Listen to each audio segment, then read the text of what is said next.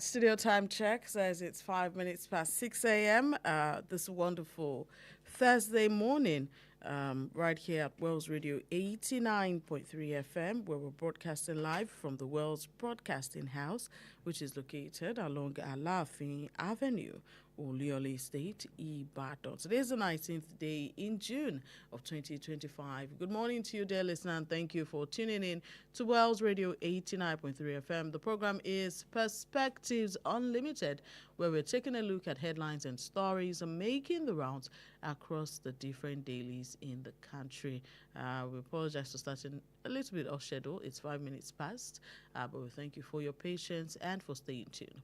My name is Bolanle Oduekun Ayola, and this morning we'll be taking a look at headlines, stories making the rounds across the different dailies in Nigeria. Okay, we'll be taking a look at the stories, going deep into the stories, helping you make sense of the stories.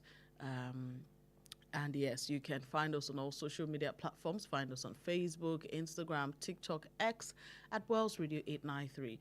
Okay, we have a special Facebook fans page that we have created specially for our listeners and fans. So all you have to do is just go on our Facebook and search Wells Radio 893 FM fan page. Just type Wells Radio 893 FM fan page and you'll find us. So don't forget to like, to share, follow, and also comment on our posts.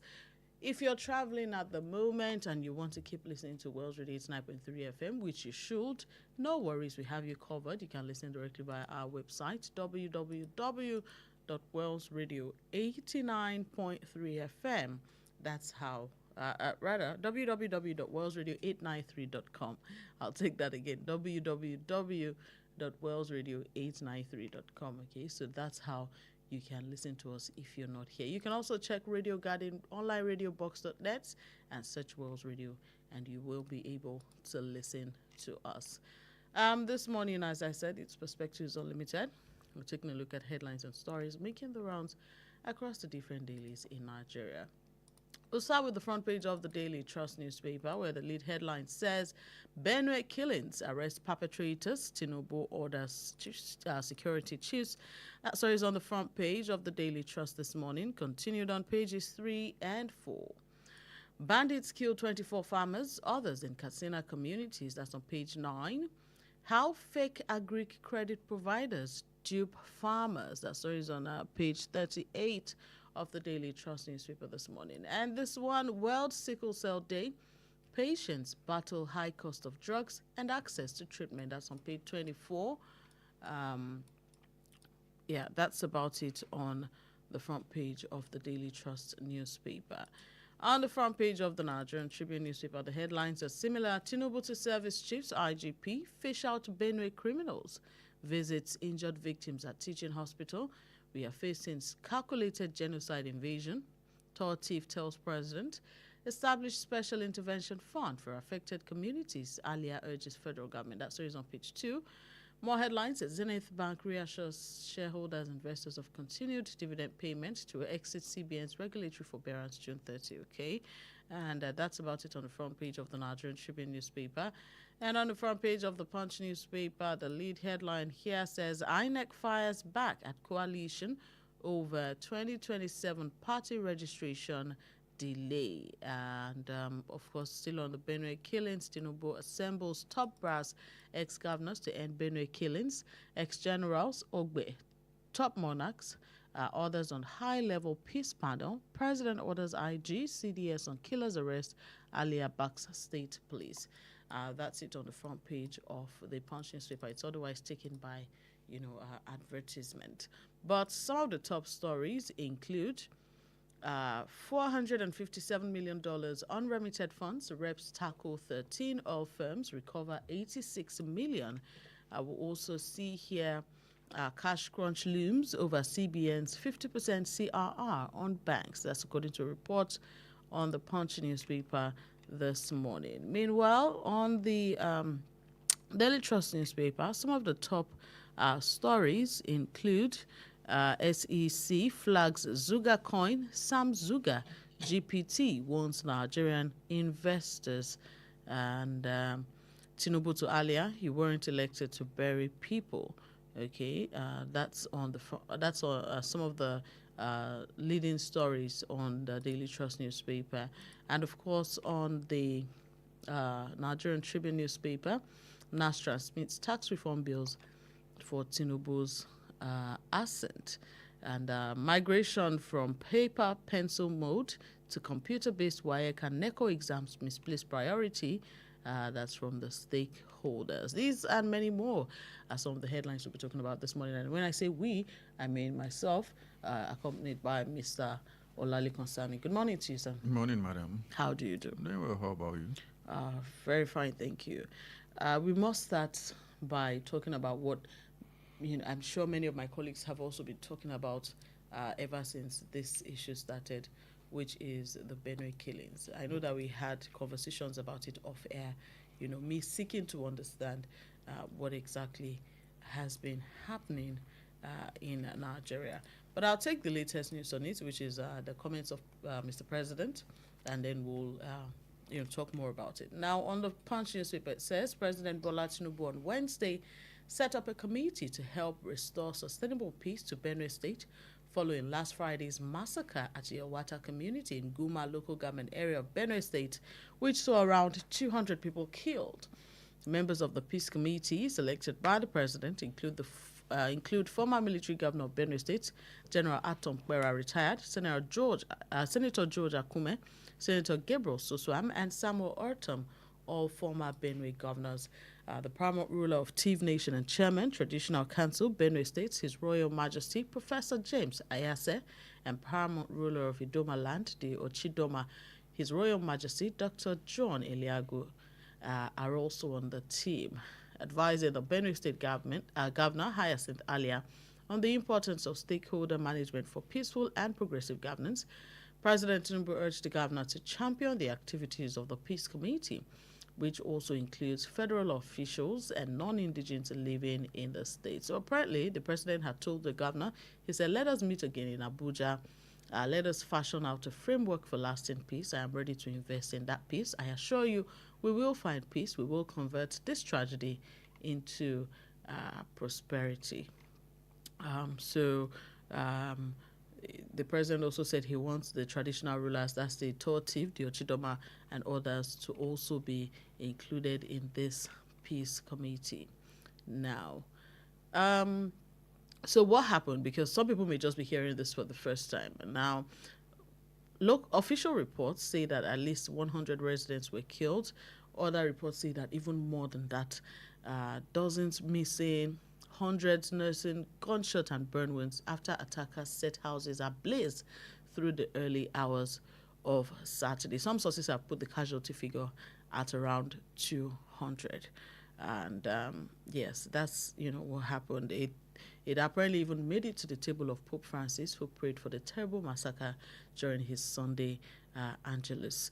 Now, this latest cycle of violence has been linked to farmer-herder tensions, banditry, and the security vacuum that some rights groups have said allows perpetrators to act with utter impunity. Mr. Sani, as I read through this story and, read the part where they said, burnt houses, another story flashed through my mind, of northern Nigeria. There was a story like that too, where these people, it also made the news then, where this, bandits also came and burnt houses, burning people in their homes. So this is not new. This is not just happening. How haven't we as a nation, as a country, learned our lessons and put things in place to prevent things like this, that this is happening again in Benue? Thank you very much, madam. The truth of the matter is that I'm not a prophet of doom, but going by the lines of the president, it's only a matter of time before something like this happens again, and that's the truth. People are hell-bent on killing you, and you are raising a peace committee. You want to negotiate with people who have sworn to destroy you to the last bit of you, and you are saying you want to make peace with them. What sort of peace are you making? If you want peace, sometimes you prepare for war. This is a declaration of war on Nigeria. I won't say on Benue State. I would say on Nigeria, and in fact, the West African sub-region. Benue State is strategic. If you look at Nigeria, it's the meeting point between the north and the south. Anything that goes wrong in Benue State has national consequences. If you are trying to pinpoint a particular problem and you're having issues seeing clearly, expand your view. Let's look beyond Benue. I'm not trying to... not forgetting that Benue State is also the food basket of the nation. No, I will get there. I'm not trying to be insensitive here to the plight of Benue folks. I'm just saying let's look beyond Benue. Let's look at states around Benue. Let's look at Plateau. Plateau and Benue here are, as far as I'm concerned, one and the same here. It's still in the two of them are still in the North Central, and they happen to be states where we have a higher population of Christians than yes, Muslims. Northern Christians. Yes. Look at Kogi. Everywhere you go, it's scaling there too. And abductions. Look at Niger too. It is the same. Look at Kwara. It is the same. What do these people have in common? You will see that some people are actively trying to do everything they can to destroy the middle belt so that the north can go its way and the south can go its way. But that is actually not the ultimate target of these people. All of Nigeria is under siege. And if we are not taking the right steps, it's only a matter of time before all of Nigeria becomes Benue State. Look at what happened in Katsina. 24 farmers were killed for no reason. If this had happened in Benue or Plateau, the reaction would have been louder. If this, just Monday, 4 days ago, something going towards the scale of what happened in Benue happened in Kebbi, but nobody is talking about it. When things like this are happening, you look beyond the shores of the country. Look outside your own country. It's exactly the same situation in Benin Republic. It is the same situation in Cameroon. It is the same situation in Chad, Niger Republic, Burkina Faso, that everybody is saying, oh, Traore. Most people don't know that 50% of Burkina Faso is actually in the hands of terrorists. Yes, 50% of Burkina Faso does not. I mean, the Burkina Faso government... This is an African thing. It is a West African thing at this particular point in time, and it's because of the fact that West Africans are sleeping.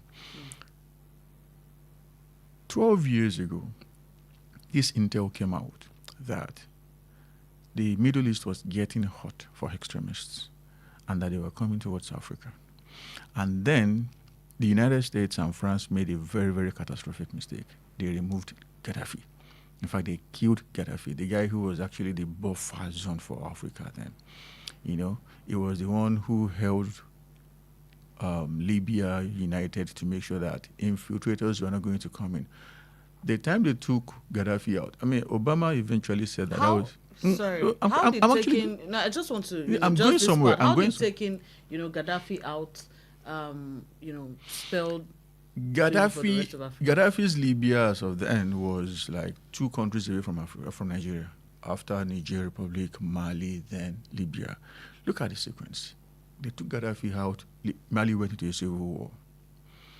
They took Gaddafi out. In a very short while, Niger is facing unprecedented instability. And now it's trickling down into Nigeria. Before it was Nigeria alone. Now it's going towards the western part of West Africa. Benin is having its own fair share. Like, they never experienced that. Burkina Faso is dealing with it in an unprecedented manner. Togo is dealing with it. I'm not cursing here, but if we don't do something serious, it's going to be Ghana too. Then Ivory Coast, down to Senegal. As West Africans, we need to come up with a united front to confront this thing. Otherwise, it still is going drive them out. And drive them out. I don't even drive them out. Find a way to remove them from the surface of the planet. The U.S. Central Command Director, General Langley, he has been saying this thing for at least 2 years now. And it's what some of us have known for over 10 years, that these people are coming towards West Africa. He said, the guy is retiring now, so he held a press conference not too long ago. And he said that some West African countries are asking for independence. They want to be, not even independence, they want to be respected, they want to be seen as equals, and that is what they have been doing. Some of them have asked them to leave their countries, and they have done that. I'm not making case for the US. I will never do that because I know what they are capable. I mean, when matters like this are happening, you don't know who your friends are. You can't really trust yourself. Going by what the US has done in the past, I'm not here to speak for them. But, sometimes someone might be an adversary, doesn't mean you shouldn't listen to them. He said that terrorists are hell-bent on taking the coast of West Africa. And it's looking like it already. They are killing in the core north. They are killing in the middle belt. We have listened to all sorts of people who have come to tell us that what is happening in the middle belt is something that they couldn't have thought of 20 years ago. It's not today that they started living with Fulani people. But all of a sudden, they are seeing actions from Fulani people that they never knew. Fulani people whose accent and intonation of the Fulani language is different from what we have here.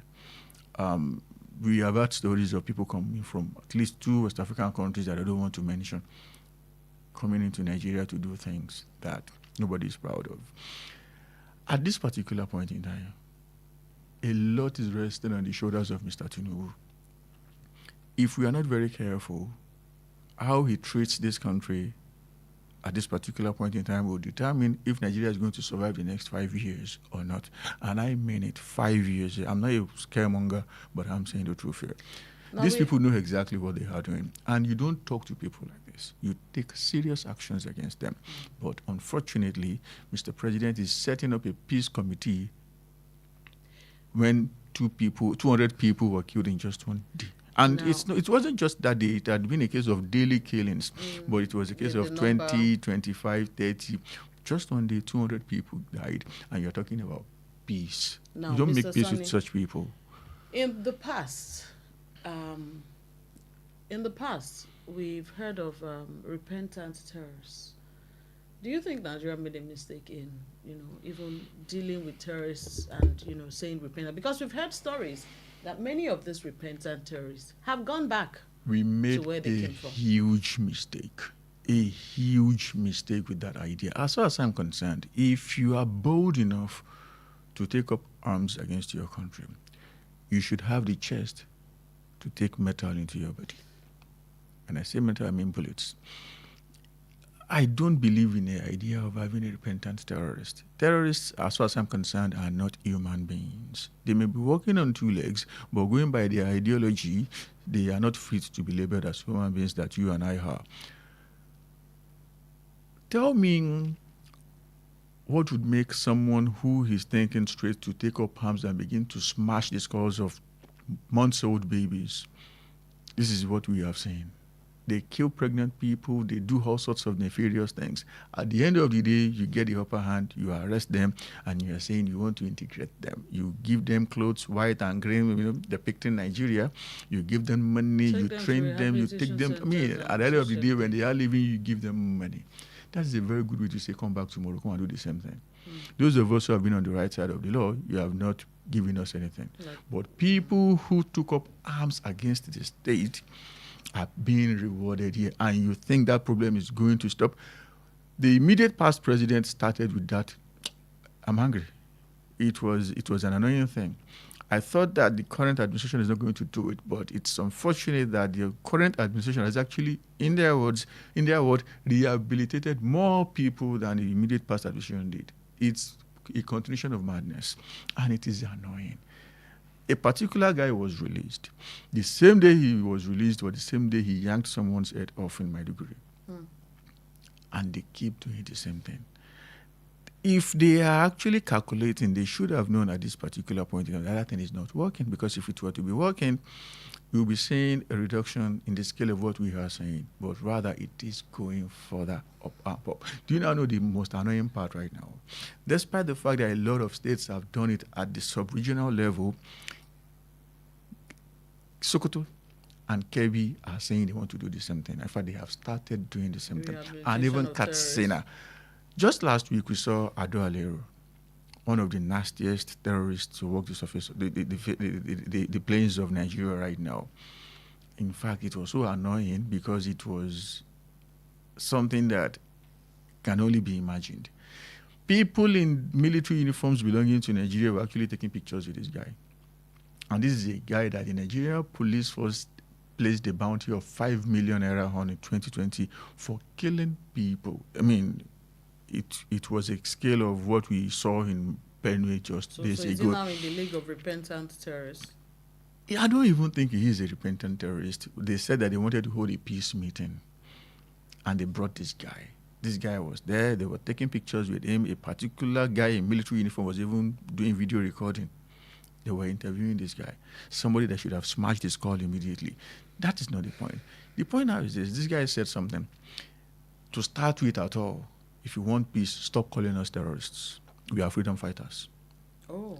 And I was like, are you kidding me? Fighting for what exactly? I don't know. You kidnap male, you kidnap female, you kidnap Hausa, We you know kidnap that when female, Boko Haram you started kidnap initially, everybody. they said Yet that you, what they were fighting for was an end to Western education. in all seriousness, our people need to be wary of wrong ideologies. There is no force on the surface of the planet that is nearly as powerful as wrong ideologies. Wrong ideologies can make you do things you never thought you could do. They have been disorientating, I won't say orientating, disorientating the people with terrible ideologies. And in a country where extremism has been a part of us, I don't support it, I will never be a part of it, but it is on the ground. A lot of people are going to say, oh, I like that idea, let me join it. And before you know what is happening, such people would feel like they are doing the best for their own country, not knowing that they are actually bringing down their country. At this particular point in time, it's only one thing that matters, and it is military action. If we fail to take that, I'm afraid for the future. And I'm not saying future of 50, 100 years. I mean the next 5 years. Let me ask a question, Mr. Sani. Please go ahead. We can all see how things are going very clearly. I mean, if you go on the streets of social media, you will see clearly the pulse of the people and the fact that the people are not happy with this. We as a people, we talk about this on radio, we talk about this on TV, journalists write newspaper columns, we talk about it on the streets, we talk about it on social media. What else can we do? The very first thing for us to do is to unite as one.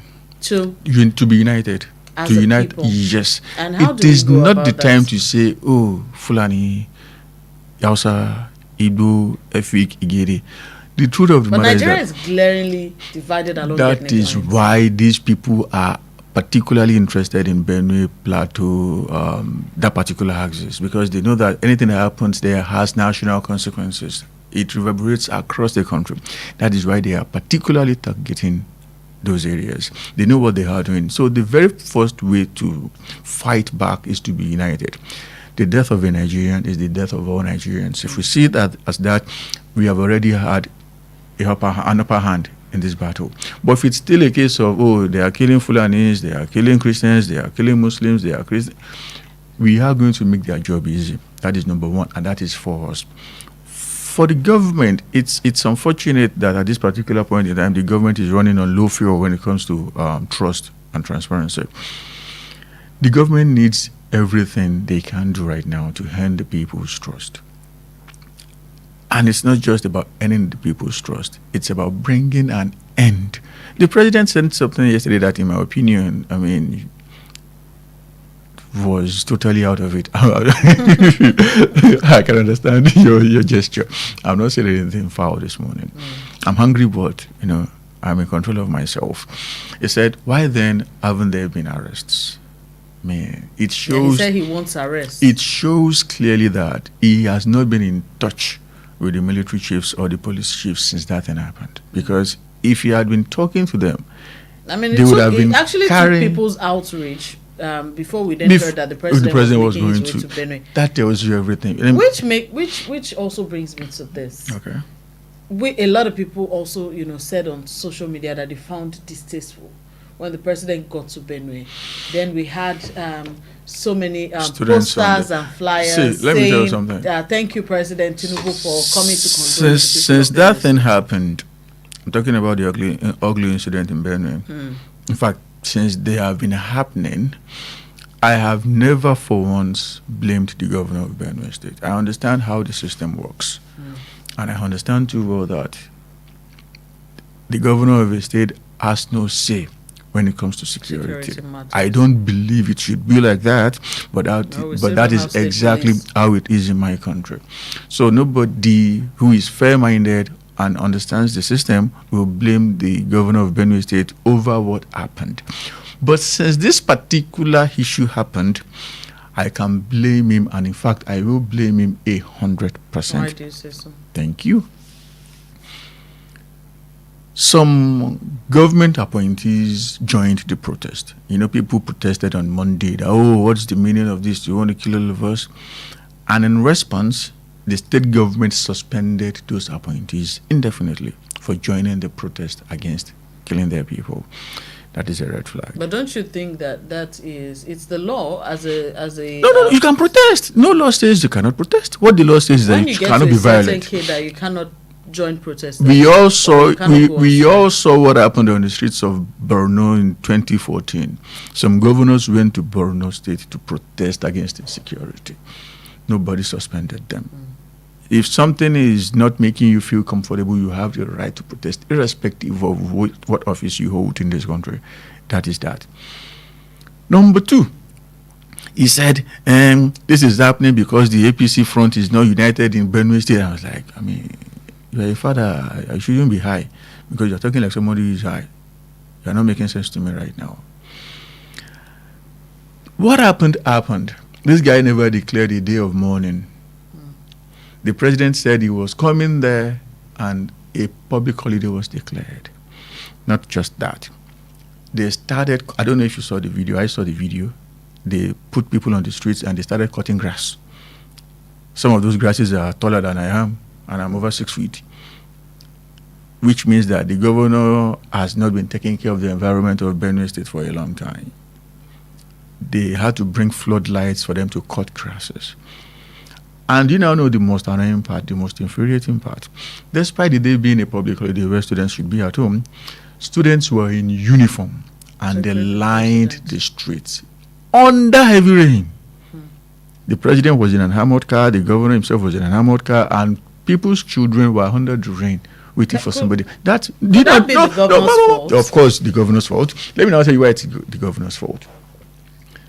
The special advisor on mobilization to the governor issued a memo, and he said this is to inform all registered support groups to come out tomorrow in their respective uniforms and line up shoulder to shoulder. That's the word. Shoulder to shoulder from the airport to the government house. If you have been to Benue State before, Makurdi to be precise, it is far from the airport to the government house. So there need to be many. Very many. And in uniform to show solidarity to the president. And it even went further to say that, oh, if you need support, we know what support means. If you need money, contact my office. We will mobilize you. And when the president arrived, it was all sorts of posters, political posters. It was indeed a political jamboree. And the governor deserves all the knocks in the world for that. Because you can't be losing people who voted you, and be doing that. It shows clearly that you place a lot more priority on politics than human lives. And the president, being a smart guy, he said something yesterday that actually shattered Aliyah. It was the president's fault, but the president managed to successfully put everything on the head of Aliyah yesterday. He said, you were not elected to bury people. And in all seriousness, it was the president's lack of action that led to people being killed. But the president, because of what he saw yesterday, shifted everything to Aliyah. And Aliyah was there just looking like who he is. I don't want to say that, but you know what I'm talking about. It is unfortunate. It is annoying. It is really, really annoying. Thank you so much, Mr. Sani. We're going to open the phone lines so that our people can join the conversation this morning. One big conversation has apparently taken, the better part of the show, and rightfully so. Because if you're in the Southwest and you think, oh, this is not at my doorstep, you lie, because it's knocking at your doorstep. Go to Akure and hear what the people have to say. Go to the villages of Oyo and hear what the people Oguma have here, to just say. a few kilometers from here. It's not safe there. Exactly. Not at all. The studio lines are open 0916-893-1000, 0915-333-4893, and 0911-3333-893. Let's take that call. Hello, good morning. Hello, good morning, ma'am. Oh, good morning to you, sir. Your name and where you're calling from, please. This is Ruth calling from Malacca. Who? Ruth. Ruth. Oh, okay. Yeah. How are you doing this morning, Ruth? Yeah, I'm fine, thank you. And you, ma'am? I'm fine, thank you. Let's have your contribution in line with what we've been talking about. Yeah, thank you, ma'am. Concerning the visit of President Tinubu to Benin, it is a good one. But my own concern is that with the insecurity in the state stop, especially now that President Tinubu has given another order, because it's so obvious the security agencies are overwhelmed already. That is more reason why there was no arrest during the attack. So I'll just keep imploring our dear president to please grant state police to tackle this menace of insecurity. Do you think that state police is the solution to the kind of issue that happened in Benue? Yes. State police is the only way out, because it will be like a local security, and they will know the hideout of these people. See the way we have Amotekun here. So they know the hideout of all these forests, all these people in the forest. So even if they grant them more sophisticated weapons, it will really help them in the study or in their duties. So, but police bringing someone from Sokoto to come and guide us in your state, it won't work. So see now, they can't even, not even a single arrest was made. So more reason why we are requesting for state police. They know what to do, but they won't do it. So why are they rejecting state police all this while? They know what to do. Good morning, ma'am. Good morning, and thank you so much for that, Ruth. Mr. Sani, Ruth made mention of state police. We have all been clamoring for state police. However, something came to my mind while she was talking.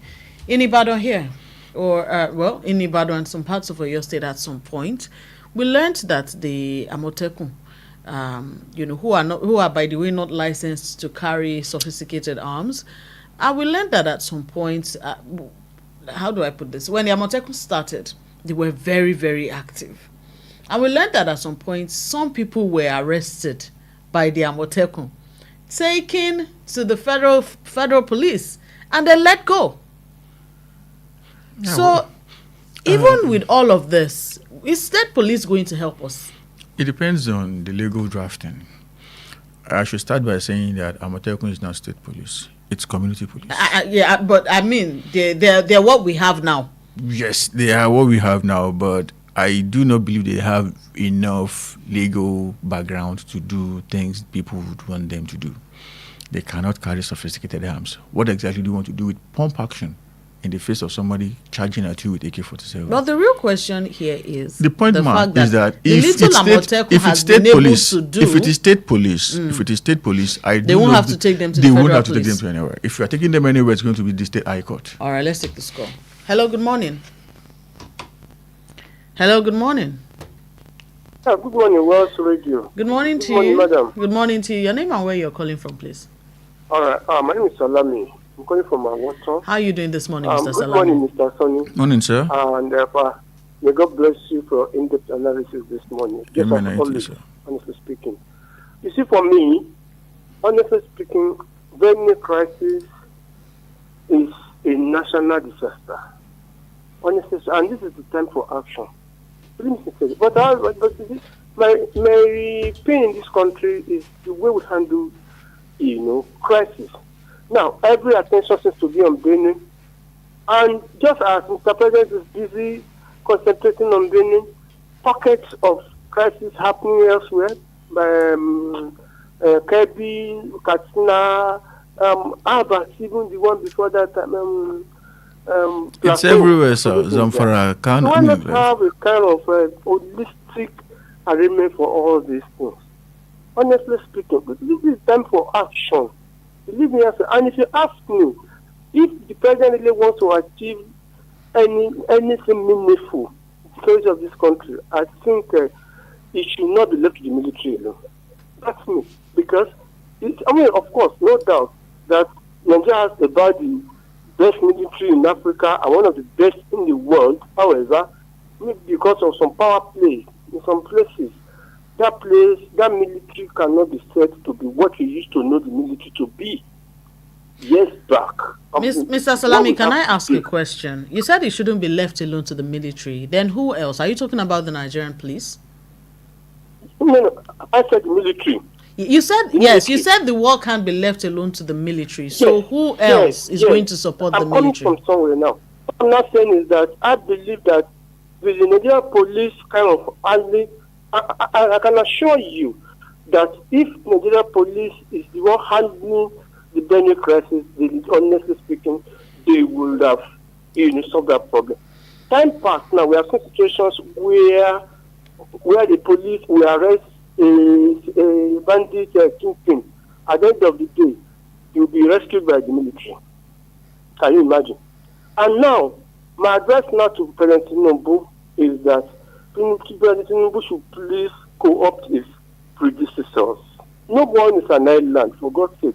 We have former President Jonathan, former President Obasanjo. The one is still alive, to the glory of God. Of course, Buhari.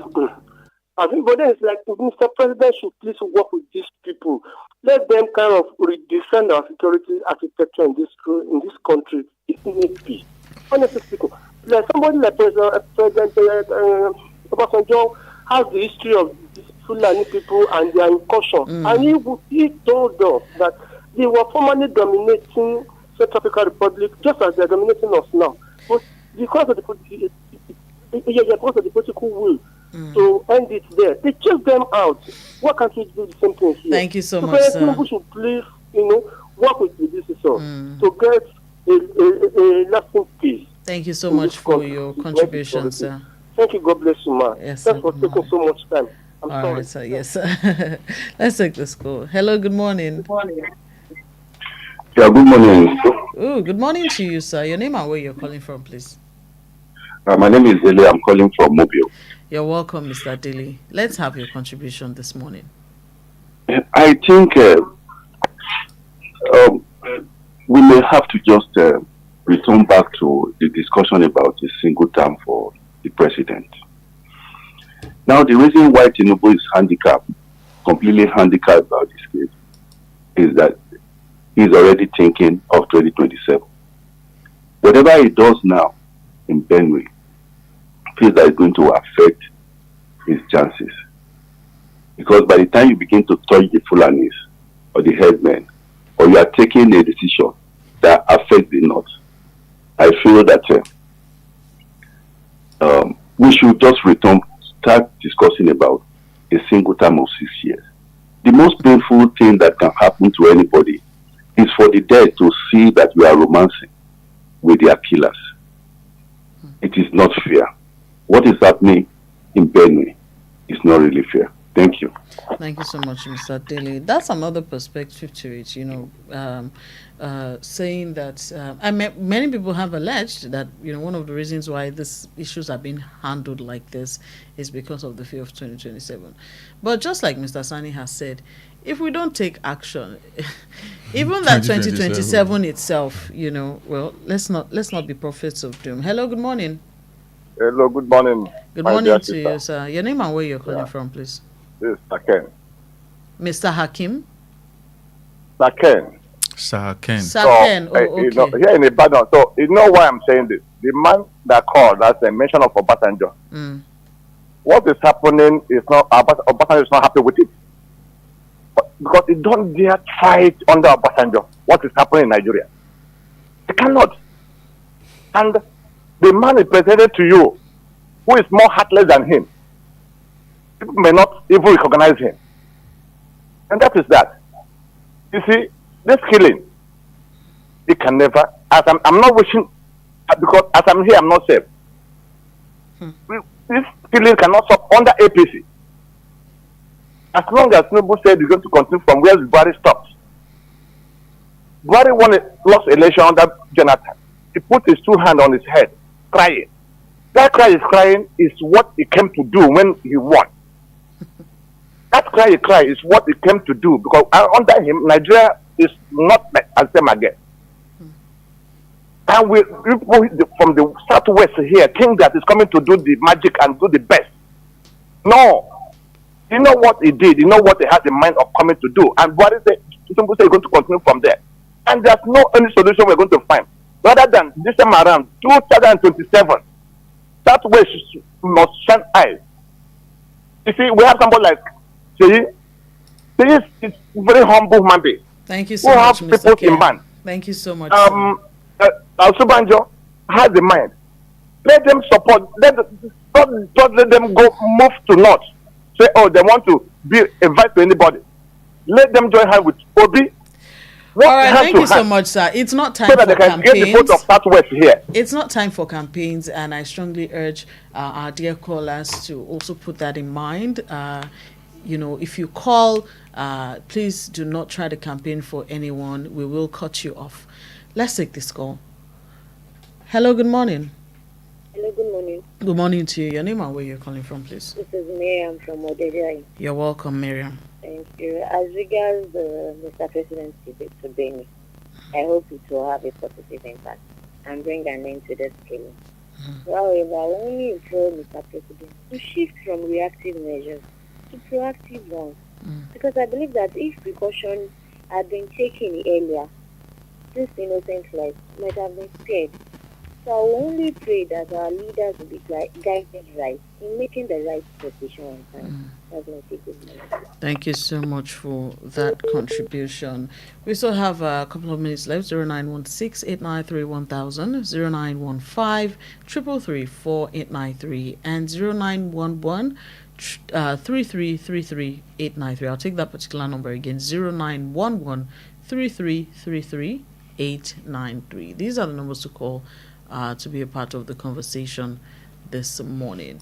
So, I mean, Benue has dominated, a whole lot of our talks, but let's quickly, move to some other things while our callers still continue to call. Now, 4 key tax reform bills have been formally delivered to the president, marking a significant step in the federal government's quest to overhaul the country's tax system. This was disclosed yesterday by the Minister of Finance and the Coordinating Minister of Economy, Wale Edun, during the 50th birthday lecture of the chairman of the Presidential Committee on Fiscal Policy and Tax Reforms, Mr. Taiwo Oyedele.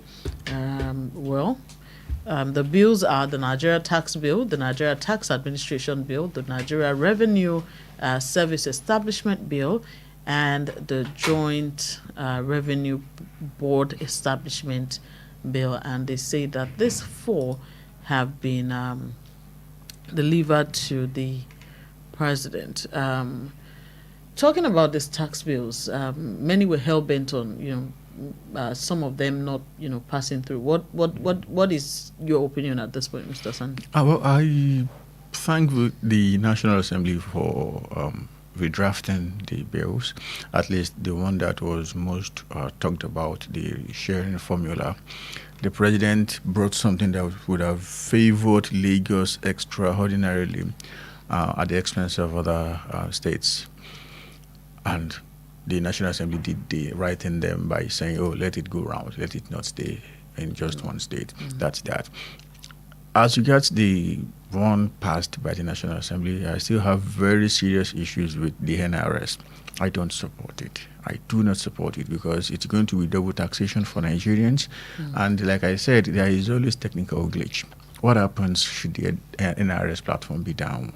Countless instances where you would go to a government office and they would say, oh, our servers are down right now. So at that particular point in time, we mean Nigeria cannot generate funds because all our funds from oil, telecommunications, they will be coming in through one place. So at that particular point in time, should the server be down, what happens to the financial interest of this country? I mean, it's not making sense to me. And in all seriousness, it shouldn't be, but it is for reasons I cannot explain. Right. Just yesterday in our news bulletin, our national news bulletin, we also had the story of the imminent renovation of the Oyo State Government House from the Commissioner for Information, Prince Dr. Eladi. And one of the major things that struck people was the amount, right? One of the major things that struck a lot of people was, the how much in this case. When we heard about how much was the ICC in Abuja was being renovated for, a lot of us shouted, "Oh, this and that," and then we've heard that it's going to be completed before next year, or at least next year, before the is it 30th? Sorry, I'm actually trying to get the actual story itself.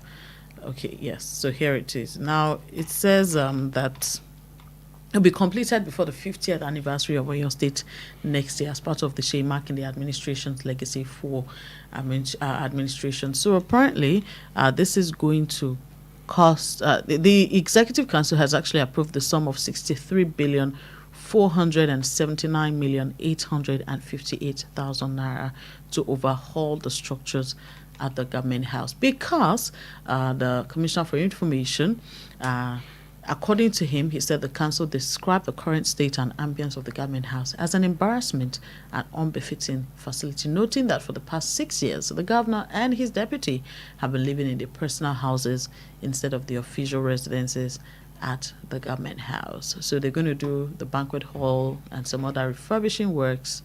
They're also going to put facilities in place for the customs, immigration, and other vital agencies to meet international standards. What do you have to say about this? Customs and immigration and the government house. Well, that's no. Facilities are also being put in place for them as well. What exactly is the role of the immigration and customs in the government house? Nigeria is, going. Nigeria at this particular point is going. The next thing you're going to hear is gone. Maybe not hear that. No, if we continue on this trajectory, it's going to be gone. How can you wake up on the wrong side of the bed and say you want to renovate a government house at the rate of almost 63.5 billion naira? Couldn't it be because things are now very expensive? There is no way to justify 5 billion naira on such. Is it not the same government house that we know at Agodi there? I have been there countless times. In fact, there is nothing there that you want to spend 1 billion naira on. Now we're talking about 63. I don't get it. The other time it was a guy in Abuja, 39 billion naira on an event center. We all screamed, but people who I believe should have spoken out more didn't do that, and people are now learning from that. Let's take the score quickly. Hello, good morning. Good morning, the radio woman. Good morning, sir. Honorable Mr. Sonny. Morning, sir. This is Binga Mario calling from Apata. You're welcome, Mr. Mario. You have just a couple of minutes. Okay. All right. Well, first and foremost, I would like to appreciate Mr. President for finding out time to go to Benue yesterday. Because one of the kings there said ever since they've been having crisis in Benue State, that Mr. President Bolanle will be the first president that will be visiting the state. We like that, and I'll say that as well. But one question comes to mind, and the question is what happens to the security architecture of Benue State after Mr. President left yesterday? What's going to happen? What will happen to the security architecture? Are we not going to record any other killings again? How sure are we that we are not going to record any other killings again in Benue State? Like what this guy did yesterday, when he stood up yesterday, and the CDS, Christopher Musa, the members of the stood up, trying to affirm Mr. President that they are going to do their best in ensuring that there is lasting peace in Benue State. We want to ensure that the kind of security action that was put in place yesterday, the fairness and the agility, we want that to be sustained in Benue State so that we don't have a continuous kill in Benue State. And lastly, something happened yesterday in Mokola. I learned a robbery attack happened yesterday in Mokola. I would like West to please go and verify, because we want to be updated on what really has transpired in Mokola yesterday, because some people are being shot directly yesterday. Thank you very much and have a nice day. Thank you so much for that piece of information, Mr. Mario. As I was saying, before going further, I should tell the world that President Tinubu will not be the first sitting president to go to Benue State and consult with them. President Buhari did that. I don't know if you can still remember, it was around the time he asked his IGP to go there, and upon arriving there, we realized that the IGP was not there. That's that. Let's now go to Oyo State. An individual donated all of residence to the UCH. I understand that you know what also residence look like when you see one. They are tall, they are huge, they are gigantic, housing hundreds of people. It was built from scratch at the rate of $1 million. $1 million is somewhere between 1.5 billion naira and 1.6 billion naira. Now you are renovating an existing facility that should not be nowhere near the size of a hall of residence at the rate of 63.5 billion naira. I don't get it anymore at this particular point. I just don't get it. There are so very many things you can do with 3.5 billion naira. Have you thought of the number of schools you can renovate? Look at our schools in other states. Some of them don't have roofs anymore. The students sit down on bare floor to learn. Look at our health centers. In fact, they can even make you puke. You can renovate all of them, and I mean it here, all of them with that money if you spend that money judiciously. But no, it is about building a place that you said that you have not been living in the past 6 years. I should tell the world, Governor Alawakala stayed in that particular government house. Governor Jimobi was doing on and off. Some days in Olioli residence, some days at least he was sleeping in that particular place. You became governor maybe because your house is not too far from the place you decided to stay in your house. And now you are saying you want to renovate it at the rate of 63.5 billion naira. It's depressing. And in all seriousness, I have the president to blame here. The president became president. He removed lifeline from our lives, subsidy in the name of fuel. Now the president is awarding contracts at the rate of 21 billion naira per kilometer. What do you expect the governors to do? They are going to take a cue. And that is why you have been seeing outrageous figures when it comes to awarding contracts in this country. And it's not just in the federal government, it's also happening in the state government. Local governments, we cannot say much about them because they are not getting their money. Some people are, standing in the way of their money. But I can tell you that come tomorrow, should they say that they want to give them their money too, you begin to hear stories like 400 million to elevate a classroom, not a block of classrooms, just a classroom. And if that is the case, at a particular point in time when some people are hell-bent on taking our country, what do they think is going to happen at the end of the day? 5 years is too much for this thing to happen. I just hope and pray Nigeria gets it right.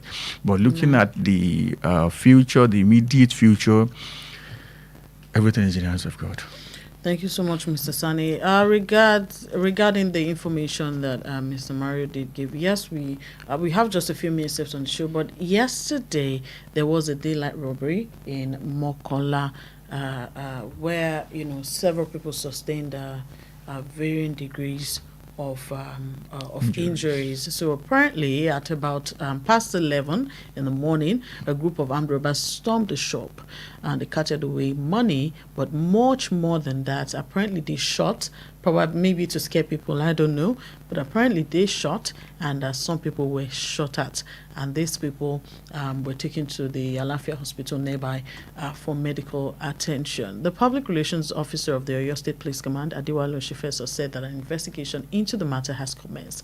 Many people have come out to say, what exactly is happening. There is a police station around Mokola roundabout, and how did that happen? Now we also saw videos, right? We also saw videos of the people around being the ones, handling these people, and then the question of, ambulances, emergency responders, and all of that also came into play. But thank you so much, Mr. And in Mario. such a state, you want to spend 63 billion naira to renovate a government house. All right, we hope to hear from the governor as regards this particular devastating incident. No, it's not about hearing, it's about seeing. You want to spend 63 billion naira on renovating a government house in a country, in a state where innocent bystanders are using their bare hands to rush people to the hospital. We hope to hear from Mr. Governor as regards this particular issue and the many issues we've been seeing happen in Oyo State, especially fire disasters, which we also see that response is always extremely slow. About 2, 3, 4 markets now, just in Ibadan alone. A particular time they said they went to Isayin to go and fetch water to come and quench fire here at election. So We do hope that, again, sometimes, there's a saying that it's a sign of something, which I won't say on it. It's a sign of something to do things the same way over and over and expect change. It's a sign of madness to repeat the same thing and expect a different result. It's never going to happen. If you want a different result, do something differently. Invest in firefighting infrastructure, invest in our roads, invest in first responders. I mean, these are the things we should be talking about. The state of our hospitals is a sorry situation. Our schools are, in fact, you can't take your children there. These are the things we need to spend the money on. Thank you so much, Mr. Sani. $3 billion government house. We have to wrap up the show now. Thank you so much to everyone. It's depressing. Don't tune away. Perspectives Unlimited has ended, but the AM Sports is coming your way right now, ready to bring you the latest, the freshest stories in the world of sports. My name is Bolanle Oduekun Ayola, and this is Wells Radio 89.3 FM. Good morning and God bless you.